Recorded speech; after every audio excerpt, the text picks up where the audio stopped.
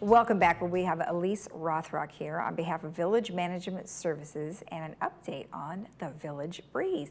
Well, welcome. Thanks for joining us today. Well, thanks for having me. It's always a pleasure. You know, it's amazing how much information you can cram into this little booklet here. We try. And it's nice, and you do. And you know, thank you very much for making the print not too small, because most of the time things that you read are just too darn small. So we appreciate the large print. What a beautiful shot here of a beautiful tortoise. Is that around here? It is. It's in Ellyce Creek. Wow. The photo was taken by Mark Rabinowitz, who does a lot of our cover photography, not on purpose, but he just shares with me his nature photography, and it's a lot of it is just so stunning. And you know, he's a great, happy springtime, getting out, getting some sun kind of guy. Yeah, it's, you know, and it is an art. You know, we can take pictures all we want, but with our phones, and they do a lot of auto stuff for us, but his camera is fascinating. I mean, there's so many different things he can do with it. Yes, it is professional grade for sure. Yeah, you know. so I'm sure you'll see him out and about. He usually has a very long lens on his camera trying to get stuff far away, but this is a really great one. So, you know, let's talk a little bit about the Village Breeze. I know it's been quite a success. It has been. I think it has really caught on with more passing time and more issues that come out. We get more feedback, and for the most part, it's very positive. And I'm glad to know that it's fulfilling a service here in the village, and that people enjoy reading it and rely on it. Well, exactly, and I know we try really hard for everybody to go paperless, and that's great for billing and things like that, and of course when you have your What's Up in the Village, these are just little bullet points of things, but when you really want to get into the, you know, meat of what's going on, this is a really nice thing to have, because I don't know if you're like me, but I get multiple emails in a day, and then this might have been one of them that would fall to the bottom of my email list. So this way, at least you can look at it, you can, you know, browse through it whenever you feel like it.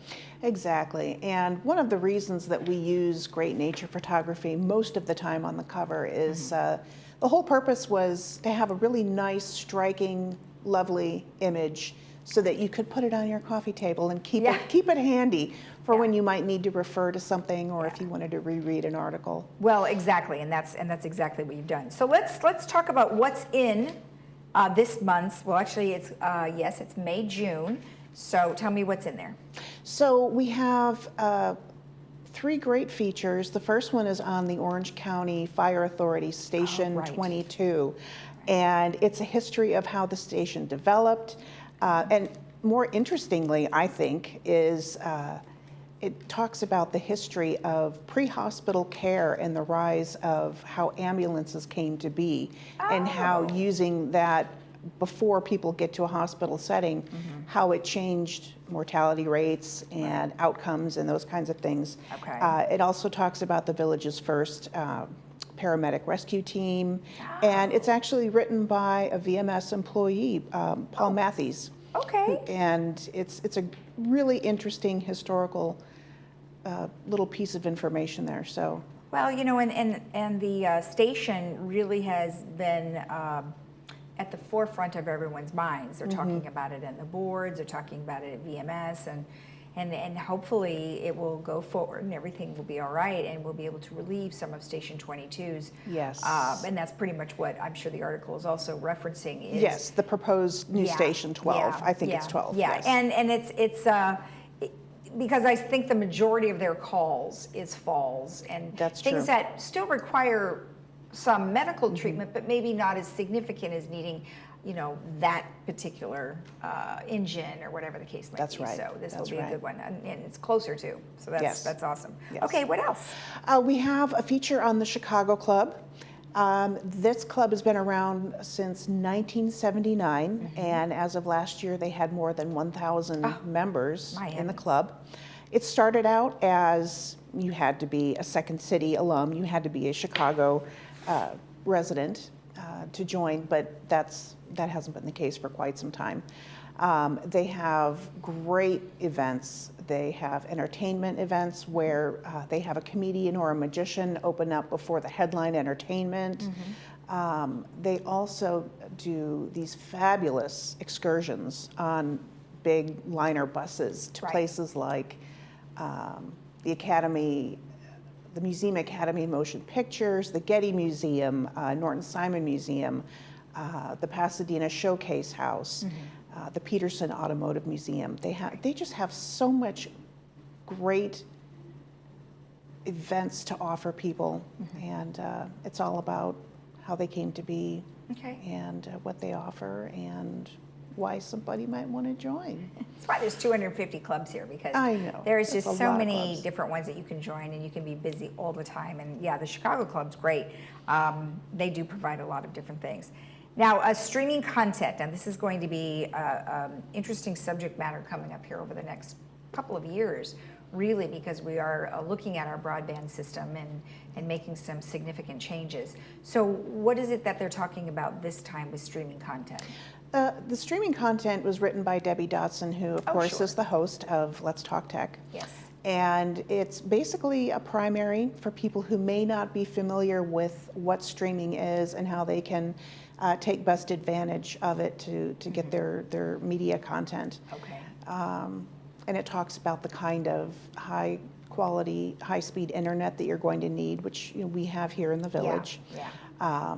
The different apps, how you can get started. Okay. It's basically a tutorial in a very friendly tone, so that, and it's encouraging that this is coming. Streaming is becoming more and more of a popular option among everyone. Yeah. And it just takes a little bit of know-how, and it's super simple. Perfect.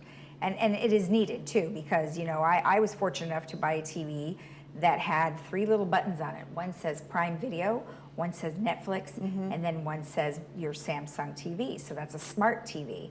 You just press any of those buttons and it brings you right to it. However, you do have to have the subscription to those, That's right. the Netflix and the Amazon Prime. But love those buttons. Yes, Then it you have makes to do all everything that so searching. easy. Yeah, so it's always nice when it's just a 1, 2, 3 thing, right? Exactly. All right, and then community connected. There's concerts and foundation, lots of stuff. Yes, this is all content that's submitted by residents, and it's growing by leaps and bounds. I'm getting more and more submissions for it, Good. and I'm really enjoying putting that together. So yes, we're featuring information about community concerts, Great. A fall initiative, we mentioned falls earlier, between the Foundation of Laguna Woods and Memorial Care, and then some resident submitted photos, which are super cute. So. Oh, I like that. Yeah. It's kind of like when we had the COVID going on here, and I would do, it was like just in the village type of thing, and we would have residents talk about all the things that they did during COVID. It is kind of fun to see what they do. All right, so then you have columns that really run the gamut. Yes, we have landscaping, we have maintenance and construction, we have resident services, recreation. We have 10 pages of recreation. The landscaping is interesting because per a new California law, landscaping operations are supposed to be phasing out certain pieces of maintenance equipment because they're so loud and the emissions. And it's all about how the village is addressing that situation. Resident services, we've run some information on when to contact resident services and when to contact other departments. Maintenance and construction has a really interesting column on how to deal with moisture intrusion events, and that's written by staff as well. So. Okay. And then you have security and transportation, and well, you mentioned recreation, so Yes. all good. Perfect. Yes. Okay, excellent. So where can we find the Village Breeze? You can find it all over the village in high visibility touch points, all the clubhouses, the recreation office, here in the community center, the village library, of course, a lot of different places where you can find it. Equestrian center, garden center, the golf pro shop, tennis clubhouse, lots of different places. Now, you did mention that some people have been submitting ideas to you, so where should they do all of that? All they have to do is email me at Ellyce Rothrock@vms.org, and I am happy to receive whatever people may want to share with other readers. Fantastic, and that's ellyce.rothrock@vmsinc.org. Yes, and that's on the inside of on the editorial at the bottom as well. Oh, okay, good. And then one other thing I think is great is that don't forget that the Village Breeze always has this fantastic map smack in the middle, and that way you know your way around, especially if you just moved here. So That's right. Perfect. That's right. Well, wonderful. Thank you so much for the update. I appreciate it. Great job. Well, thank you for having me. I appreciate it. You're welcome. And if you want more information about our Village Breeze, or if you have a suggestion or content ideas, please email Ellyce at ellyce.rothrock@vmsinc.org. We'll be right back.